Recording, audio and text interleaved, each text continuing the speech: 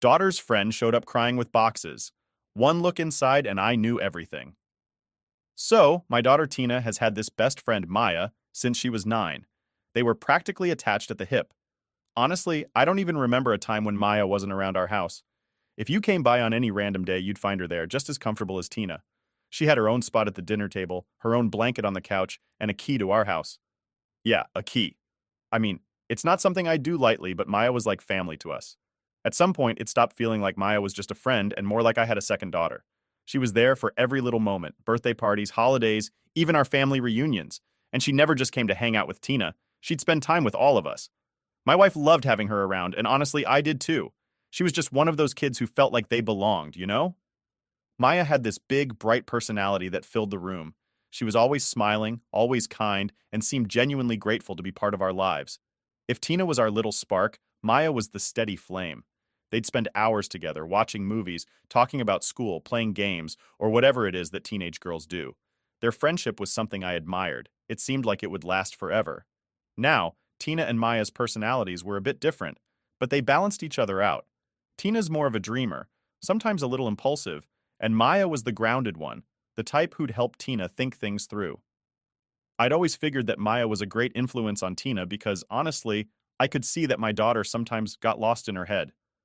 Maya was the friend who'd pull her back down to earth, keeping her level-headed. In fact, there were times when Maya would come over to the house even if Tina wasn't around. I'd come home from work, walk in, and there she'd be, chatting with my wife or hanging out with my younger son. At first, I thought it was a little strange, but Maya just fit in so well with all of us. She'd sit there at the kitchen counter, helping with dinner, or even doing her homework while we all went about our evening routine. I don't think any of us ever questioned it. We just accepted it. I mean, what kind of family wouldn't want a kid like her around? As the years went by, it became clear that Maya wasn't just Tina's friend. She was a big part of our family. And we treated her like it. She joined us on every family trip, even the family reunions. I remember one time at a reunion, Maya and Tina were playing some silly game with my younger nieces and nephews, and my mom, Tina's grandma, called Maya her other granddaughter. It was just that natural, like she'd always been part of our family tree. It wasn't only us who saw it this way either. Maya's parents were lovely people, don't get me wrong, but they were always busy. They traveled a lot for work and weren't home much. From what I gathered, they weren't super close to Maya in the way we were with her. I think they liked knowing she had a second family she could rely on. Whenever I'd see them, they'd thank us for taking such good care of Maya and for treating her like one of our own. They were genuinely grateful, and I was happy to do it.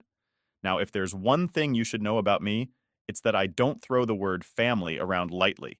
But Maya, she earned it. She was around for some tough times, too.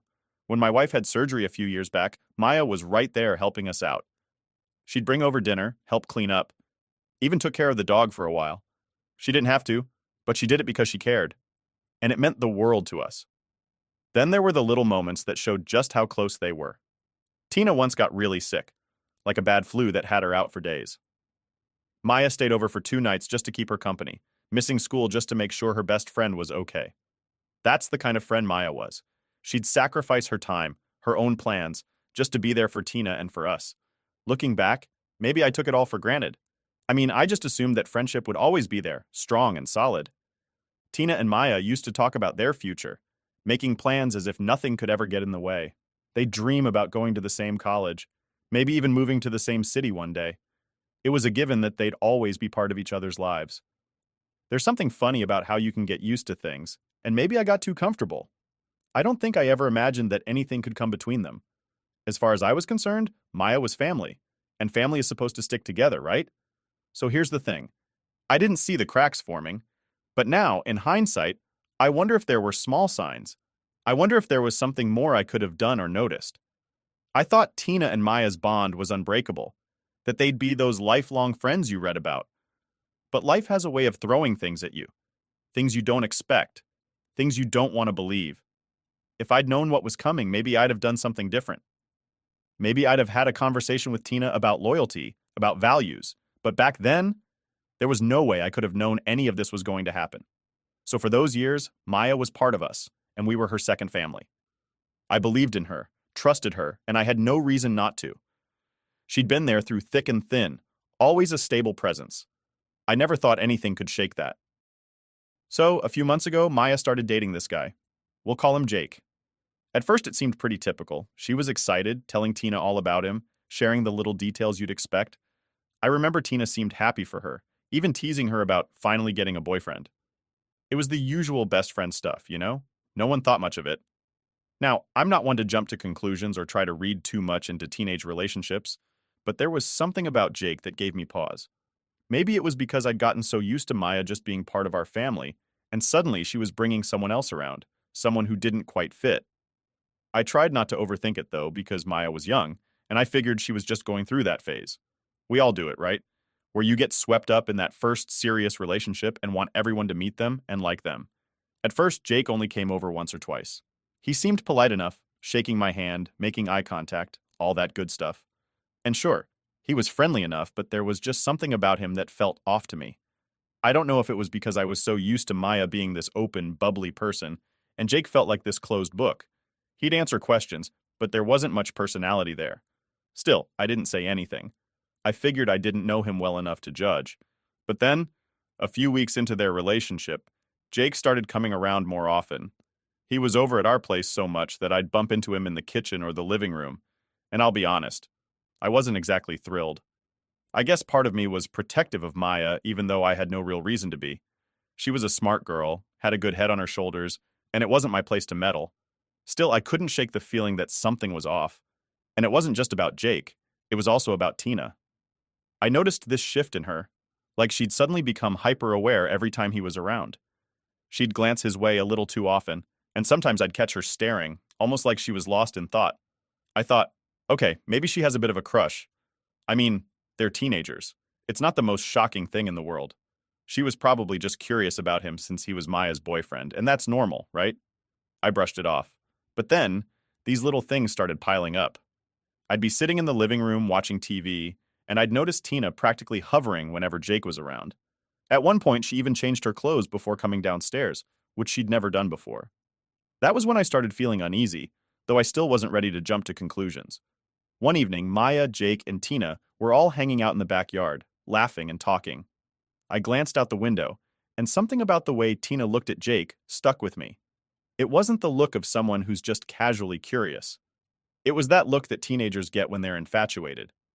She was smiling, but it was this smile that had a bit too much to it. And Jake? He didn't seem to notice, or maybe he didn't care.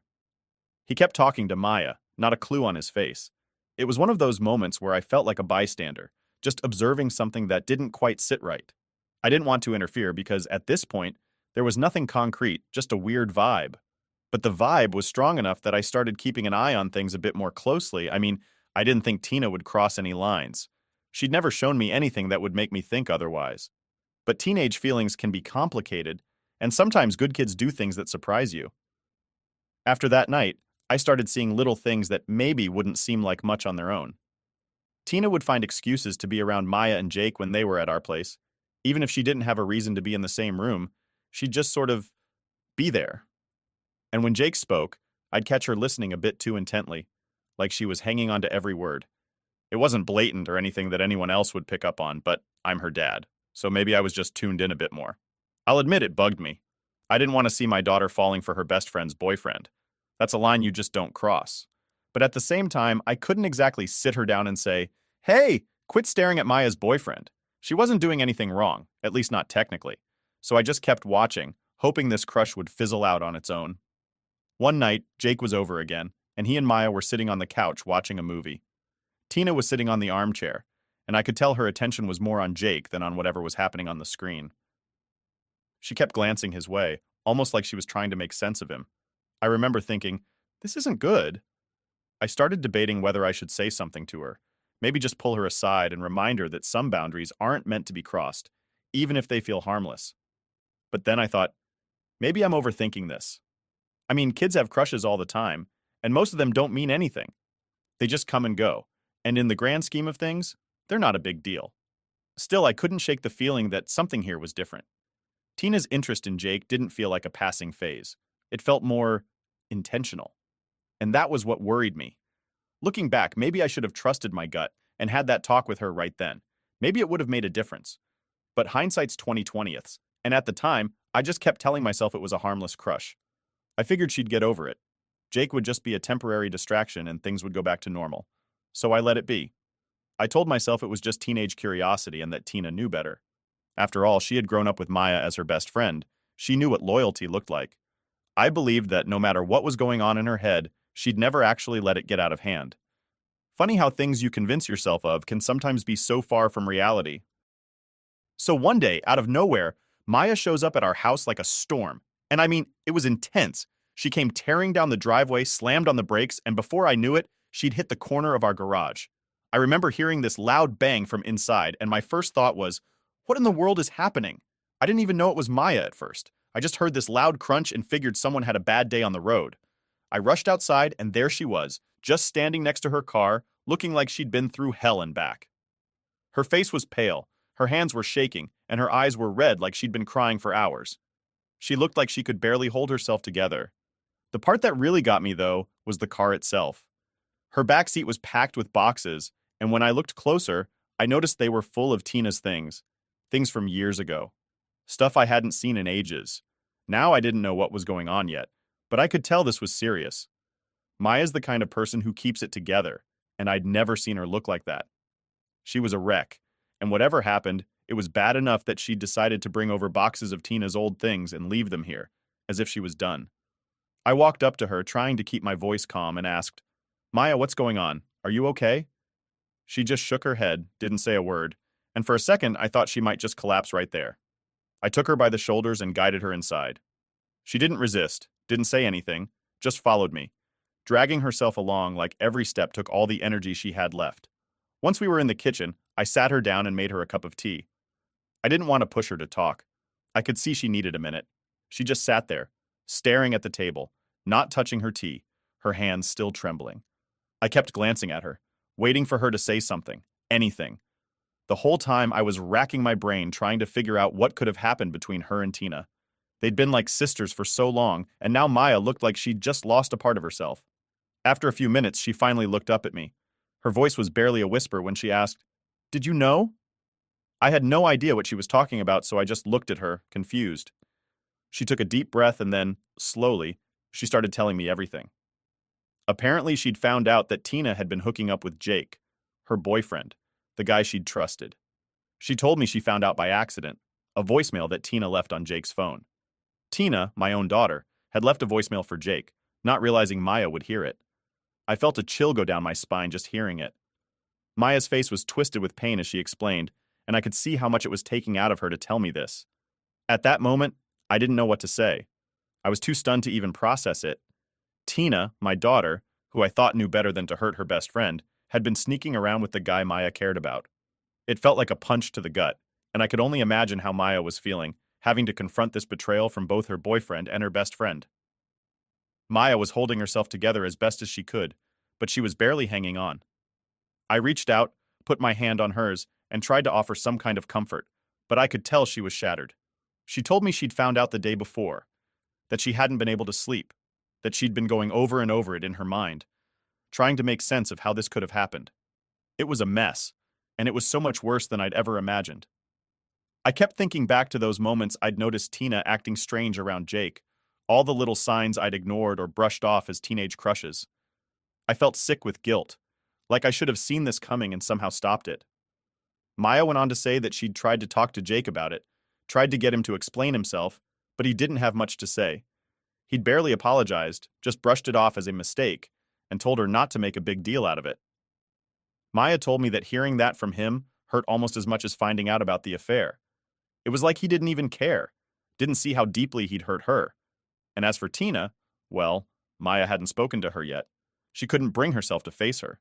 By this point, I could tell Maya had said all she could, and she was just sitting there, looking drained, like she had nothing left in her. I helped her carry the boxes from her car into our garage, and she left, barely saying a word. After she drove off, I stood there in the garage, staring at those boxes. It felt surreal seeing all these little things that belonged to Tina from when she and Maya were kids. Old toys, trinkets, photos, little mementos they'd collected over the years. I remembered Maya bringing over that stuffed bear for one of Tina's birthdays, and now here it was, tossed into a box, like it was just some meaningless item. It was like Maya was trying to erase every memory they'd made together, and honestly, I couldn't blame her. I stayed in that garage for a long time, thinking. I didn't know what to feel. Anger, disappointment, sadness. It was all there, tangled up in one big mess. I couldn't shake the image of Maya's face, how devastated she'd looked. She wasn't just losing a boyfriend, she was losing a best friend, someone she'd grown up with, someone she trusted. And knowing that my daughter was the cause of that pain, it was hard to stomach. When I finally walked back into the house, my wife could tell something was wrong, but I couldn't bring myself to explain just yet. I needed time to wrap my head around what I'd just heard. I needed to figure out how I was going to confront Tina and what I was even going to say. Because whatever had happened, I knew one thing for sure. Things were never going to be the same. I had no idea how I was going to confront Tina. I felt like my head was spinning just thinking about it. How do you even bring something like this up? I spent the whole night going over what Maya had told me, piecing together the little things I'd noticed but brushed off. The glances, the way Tina acted whenever Jake was around, it all came rushing back, clear as day now. I felt sick thinking about it, knowing I'd ignored my gut when it was practically screaming at me. The next evening, when Tina got home, I knew it was time. She walked in, all smiles, acting like nothing was wrong. I could feel this heavy pit in my stomach. I didn't want to believe my own daughter could do something like this to her best friend. It was like there were two sides of me clashing, the father who'd always been proud of his kid, and the guy who'd just heard something he couldn't ignore. I told her we needed to talk, and she just looked at me, a little confused, maybe even nervous. She sat down across from me in the kitchen, and for a second I felt like I was about to have one of those regular dad talks about school or curfew. But this wasn't anything like that, so I just came out with it. I said, "Tina, I need to know what's going on with you and Jake." For a second, she froze. Her smile faded, and there was this flicker in her eyes, something like fear or guilt. It was quick, but I caught it. She tried to brush it off, playing innocent. "What do you mean, Dad?" she asked, sounding all casual, like she didn't have a clue what I was talking about, but I wasn't having it. I told her I'd spoken to Maya, that Maya had come over in tears, telling me everything she'd found out. Tina's face went pale, and I could see her confidence slipping. She looked down at the table, avoiding my eyes, and I could tell she was piecing together how much I knew. After a moment of silence, she muttered, "I didn't mean for it to happen." I remember feeling my chest tighten. She didn't deny it. She didn't try to defend herself. She just sat there, looking almost defeated. I couldn't believe it. My own daughter, who I'd raised to be kind and respectful, had betrayed her best friend. And now she was sitting in front of me, not even denying it. "Do you have any idea what you did to Maya?" I asked, trying to keep my voice steady. I didn't want to yell. I wanted her to understand the gravity of what she'd done. "She trusted you. You were like sisters." She finally looked up and there were tears in her eyes.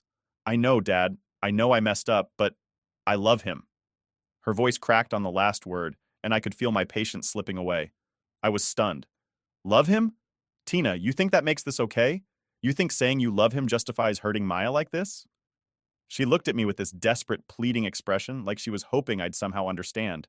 But I couldn't. I didn't. "I didn't plan for this to happen," she whispered. We just, we got close, and it happened. I couldn't help it."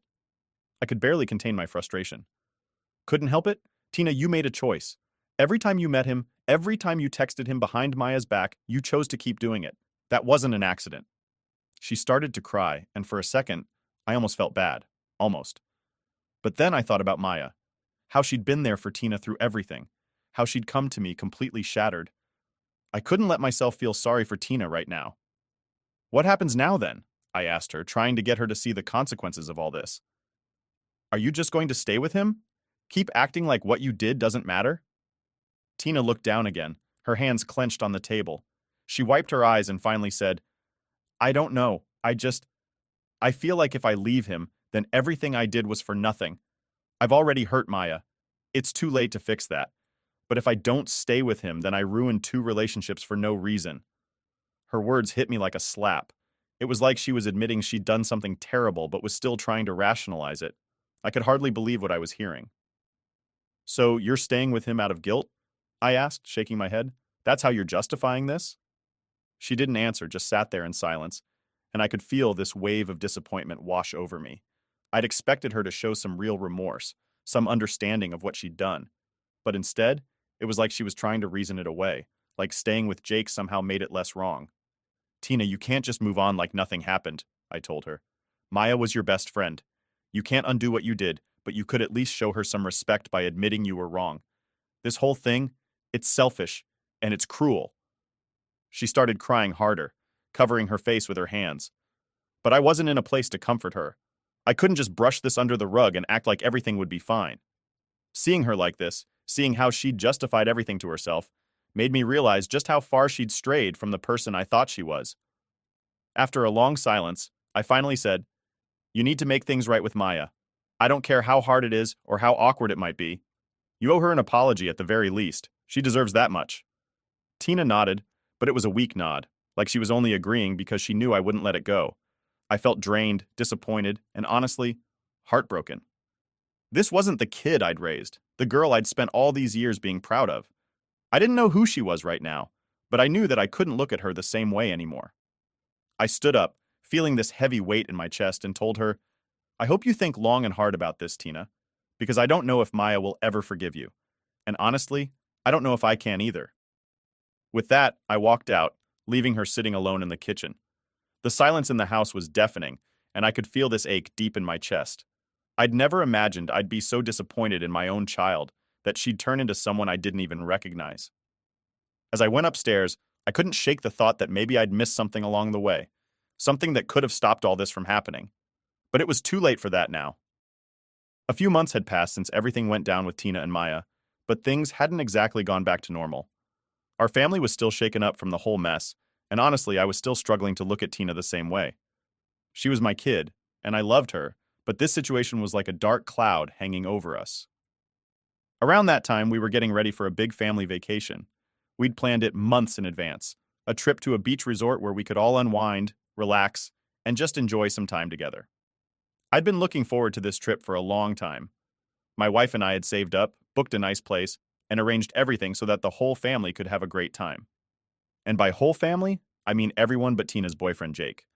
I knew this decision would stir things up, but I didn't care.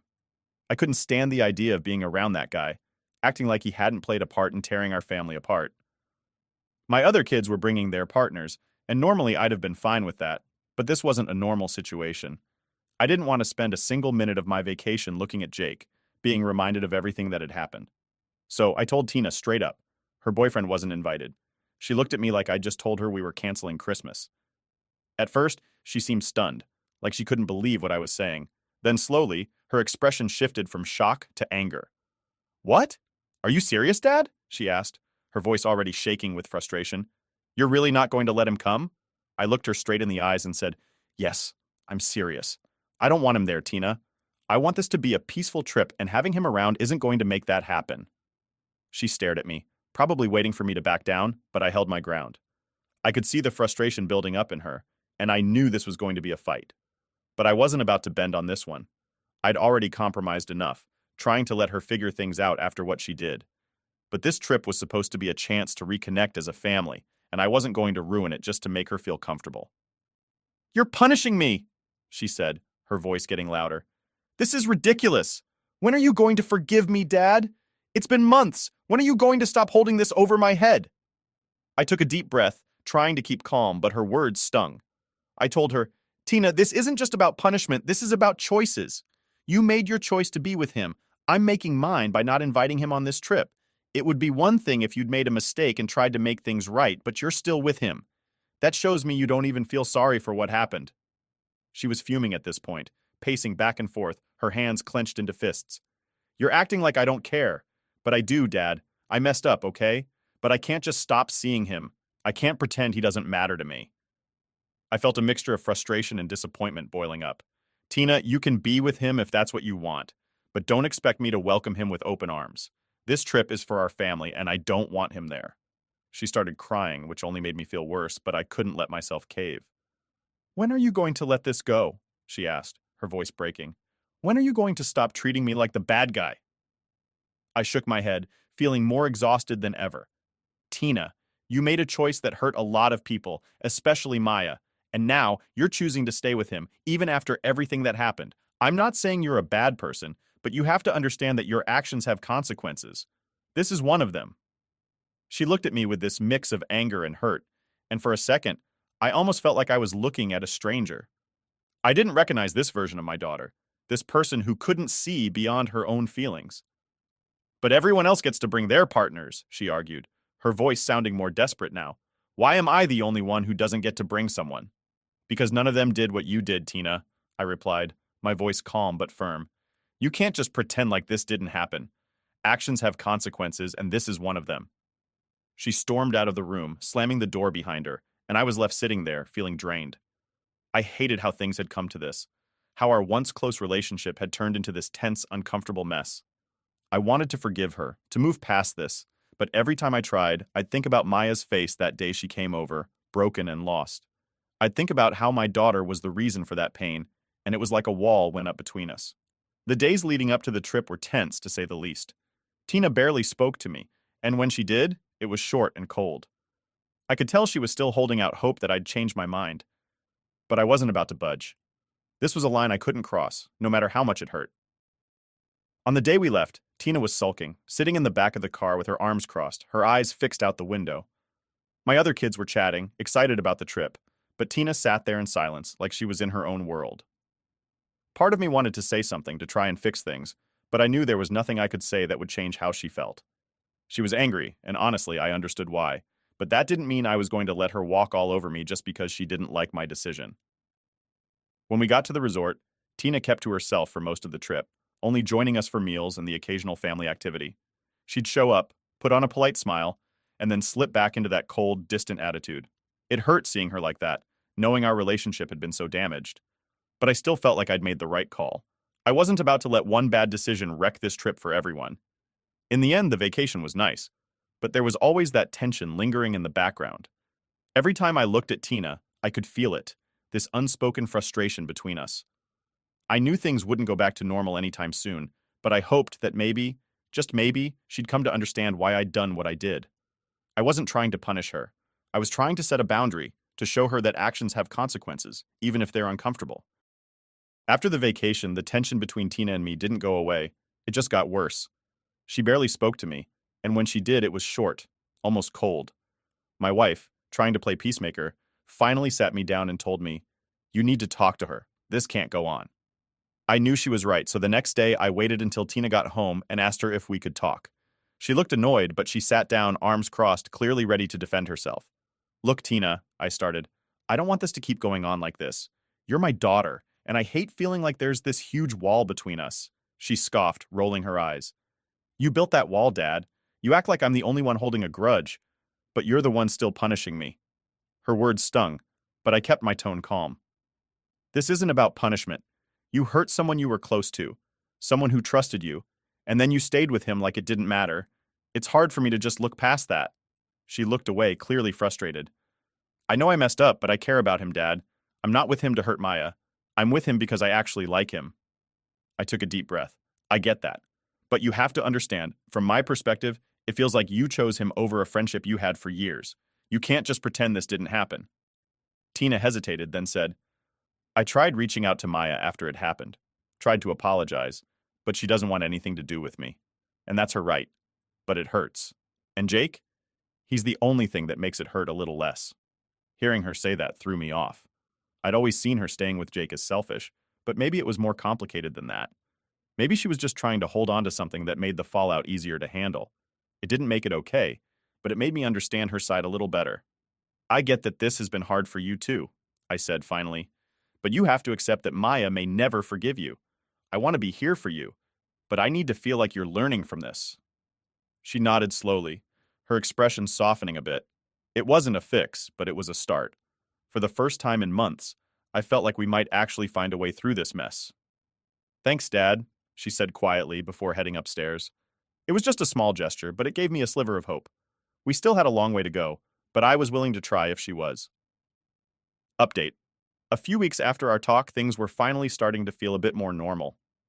Tina wasn't back to her old self, and we weren't magically close again, but at least we were talking. I could see she was making an effort, and so was I. It felt like we'd both accepted that it'd take time to really move forward. Then, one night, she came home looking completely shattered. I could tell she'd been crying. Her eyes were red, makeup smudged, and she just looked defeated. She didn't even make it to her room. She sat down at the kitchen table and just stared at the wall, like she was trying to hold herself together. I asked if she was all right, even though I knew the answer. After a long silence, she finally muttered, Jake cheated on me. She looked down, embarrassed and hurt, like she didn't want to say it out loud but needed to get it off her chest. Hearing it hit me harder than I expected. I felt angry for her, disappointed, and honestly a bit speechless. All I could think was, of course he did. I wanted to say something comforting, but nothing really felt right. She started talking, her voice shaky. He'd been acting weird for a while, and I guess I ignored it. I thought maybe he was just stressed. But then today he slipped up. I found out he's been seeing someone else. She stopped, and I could see the weight of it sinking in for her. He's been lying to me this whole time. I didn't say, I told you so, but I think she could see it in my face. Instead, I just put a hand on her shoulder. I'm really sorry, Tina, I said, and I meant it. I knew that in her own way she cared about him, and this was hitting her hard. Tina shook her head, wiping her eyes. Maybe, maybe I deserved it, she whispered, like she was struggling to even believe what she was saying. I didn't agree with that. Sure, she'd made mistakes, but nobody deserves to go through this. Look, Tina, I said, you didn't deserve this. You learned something tough, and you'll grow from it. But don't think you brought this on yourself. What he did says more about him than it does about you. She nodded, looking a bit more at peace. It wasn't an easy lesson, but maybe, just maybe, it was one she needed.